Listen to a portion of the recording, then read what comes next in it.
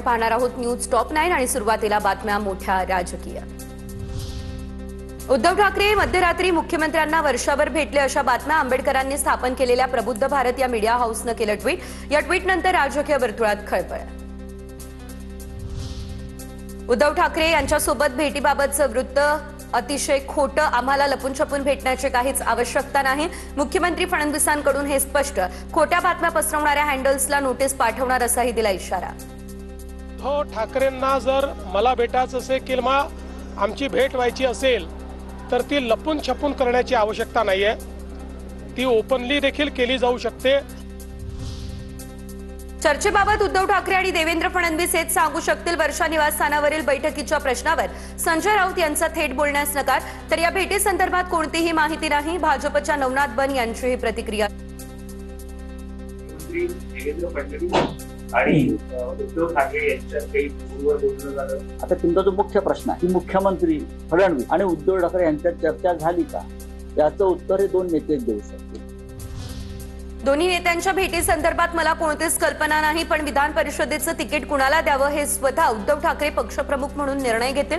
मुख्यमंत्री फडणवीस आणि उद्धव ठाकरेंच्या भेटीवरती नवनाथ बन यांची ही प्रतिक्रिया। मला याच्याबद्दल कुठलीही अधिकृत कल्पना नाही। विधान परिषदेवर उद्धवजी ठाकरेंनी जावं किंवा आणखी कुठल्या सर्वसामान्य घरातील निष्ठावंत शिवसैनिकांनी जावं हे उद्धवजी ठाकरे पक्षप्रमुख म्हणून ठरवतील। सुनेत्रा पवार यांचे भावी मुख्यमंत्री असे बॅनर झळकले। पुण्यातील मार्केट यार्ड परिसरामध्ये भावी मुख्यमंत्री आशयाचे बॅनर झळकले। खासदार संजय जाधव उद्धव ठाकरे यांची साथ सोडणार अशी चर्चा। परभणीसह मातोश्रीवरील बैठकीत जाधव यांचीही अनुपस्थिती। उद्धव ठाकरेंनी बोलावलेल्या परभणी जिल्हा पदाधिकारी बैठकीला एक जिल्हा प्रमुख आणि काही तालुका प्रमुख अनुपस्थित। खासदार संजय बंडू जाधव समर्थक, जिल्हा प्रमुख, तालुका प्रमुख अनुपस्थित। जाणाऱ्यांना जाऊ द्या, पक्षात निष्ठेने काम आणि जोमाने काम करा, उद्धव ठाकरे यांचा हा कानमंत्र। अनेक जण आमच्या संपर्कात, योग्य वेळी ऑपरेशन टायगर होईल त्या दिवशी महाराष्ट्रात राजकीय भूकंप होणार, मंत्री संजय शिरसाट यांचा हा दावा। ऑपरेशन टायगर करायचं तर ते असं सांगून केलं जात नाही। संपर्कात भले आमचे सर्वजण आहेत, आम्ही हे नाकारत नाही की आमच्या संपर्कात कोणी नाहीत, परंतु योग्य निर्णय केव्हा घ्यायचा हा सर्व भाग जो आहे तो एकनाथ शिंदे साहेबांकडे आहे आणि त्यावेळेला खऱ्या अर्थानं महाराष्ट्रामध्ये एक वेगळा भूकंप निश्चित आपल्याला पाहायला मिळेल। मुंबईमध्ये रिक्षा आणि टॅक्सी चालकांना मराठी अनिवार्य करण्यात आलेली आहे आणि या संदर्भातल्याच काही अपडेट्स।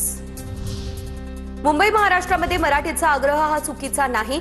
ज्या रिक्षा आणि टॅक्सी चालकांना मराठी येत नाही त्यांना मराठी शिकवू, यावरून विवाद नको अशी सरकारची भूमिका। रिक्षा आणि टॅक्सी चालकांवरील मराठी सक्तीवरून मुख्यमंत्री फडणवीस यांचं हे वक्तव्य। मराठी का आग्रह होना, मराठी को प्राथमिकता दो कहना, ये कोई गलत बात नहीं है, लेकिन उसके साथ साथ सरकार की भूमिका ये होगी कि इस प्रकार से विवाद न हो। रिक्षा आणि टॅक्सी चालकांना अडचण नाही, मग संजय निरुपम यांना काय अडचण? मराठी सक्तीवरून संदीप देशपांडेंचा संजय निरुपम यांना हा सवाल। आज आनंद दिघे असते तर निरुपमांना कानशिलात लगावले असते, किमान शिंदेंनी तरी तसं करावं, संदीप देशपांडे यांची ही प्रतिक्रिया।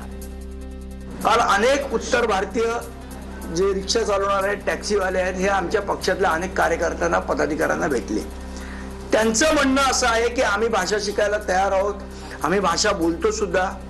मग जर त्या लोकांचं कुठल्याही प्रकारे त्याच्याबद्दलचं ऑब्जेक्शन नाही तर संजय निरुपमचं ऑब्जेक्शन असण्याचं कारण काय? मला असं वाटतं जर आज आनंद दिघे साहेब असते तर संजय निरुपमच्या त्यांनी स्वतः कानाखाली मारली असती। तर दिघे साहेब नाही तर निदान शिंदे साहेबांनी तरी मारावी। मला शिवसेना आणि मनसेमध्ये वाद होऊ द्यायचा नाही, मराठी भाषेला विरोध नाही, फक्त रिक्षा चालकांचा परवाना रद्द करू नका, शिंदेंच्या शिवसेनेचे नेते संजय निरुपम यांची ही भूमिका।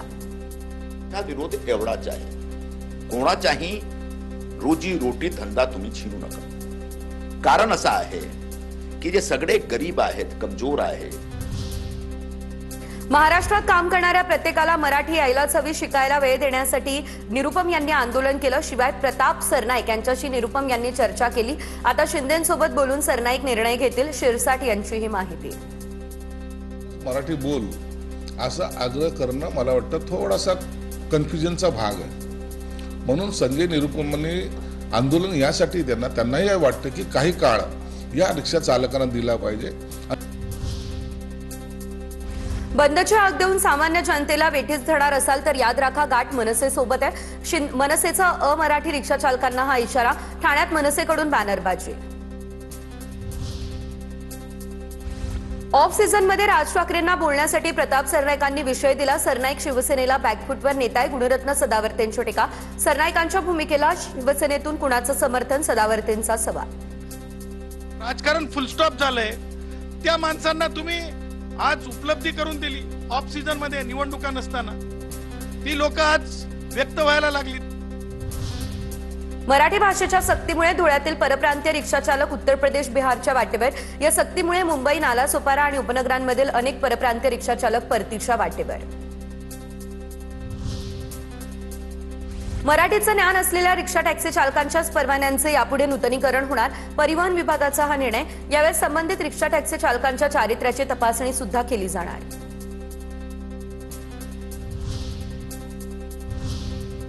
आणि यानंतर टॉप 9 राजकीय बातम्या. छत्रपती शिवाजी महाराज युद्ध करताना थकले. शिवरायांनी मुकुट उतरवून रामदास स्वामींकडे राज्य सोपवण्याची इच्छा केलेली. बागेश्वर बाबाचा हा दावा. महापुरुषांबाबत लोककथा तयार होतात. इतिहासात असा कुठलाच दाखला नाही. बागेश्वर बाबाच्या छत्रपती शिवरायांबाबतच्या दाव्यानंतर मुख्यमंत्री फडणवीस यांचं हे भाष्य. इतिहासामध्ये अशा प्रकारचा कुठलाच दाखला आपल्याला पाहायला मिळत नाही. जे काही महापुरुष असतात त्या महापुरुषांबद्दल अनेक लोककथा तयार होतात. धीरेंद्र शास्त्रीकडून छत्रपतींच्या पराक्रमाचा अवमान. या भोंदूबाबाला अटक झालीच पाहिजे. काँग्रेसचे नेते विजय वडेट्टीवार यांची ट्विट करत ही मागणी. शिवाजी कोण होता पुस्तक छापून 40 वर्ष, आता वाद कशाला? अशा पद्धतीने शिवराळ भाषा वापरणं योग्य नाही. मुख्यमंत्री फडणवीसांनी संजय गायकवाडांना सुनावलं. गायकवाडांना समज दिली आणि त्यांनी माफीही मागितली, अशी शिंदेंची प्रतिक्रिया. संजय गायकवाडांना समज दिली आणि त्यांनी माफी मागितली. संजय गायकवाडांना समज दिली आणि त्यांनी माफी मागितली. कोल्हापूरमधील राजारामपुरी पोलीस ठाण्यात संजय गायकवाडांविरुद्ध अदखलपात्र गुन्हा दाखल. आंबी कुटुंबियांचा मात्र विरोध. गायकवाडांनी प्रकाशक प्रकाश आंबी यांना शिवीगाळ केलेली. आमदार संजय गायकवाड यांच्या विरोधात दखलपात्र गुन्हाच दाखल करून घ्यावा. शिवाजी कोण होता या पुस्तकाचे प्रकाशक प्रशांत आंबेंची ही मागणी. आज पुन्हा एसपींना भेटणार, अन्यथा कोर्टात दाद मागण्याचाही दिला इशारा. बुलढाण्याच्या मोताळामध्ये आमदार गायकवाडांच्या समर्थनार्थ कार्यकर्ते रस्त्यावर. कार्यकर्त्यांकडून आमदार संजय गायकवाडांच्या प्रतिमेला दुग्धाभिषेक. पुण्यात सुनेत्रा पवारांचे भावी मुख्यमंत्री असे बॅनर झळकले. मार्केट यार्ड परिसरात झळकलेल्या फ्लेक्समुळे राजकीय चर्चा. राज्याच्या पहिल्या महिला भावी मुख्यमंत्री सुनेत्रा वहिनी पवार असा बॅनरवरती आशय.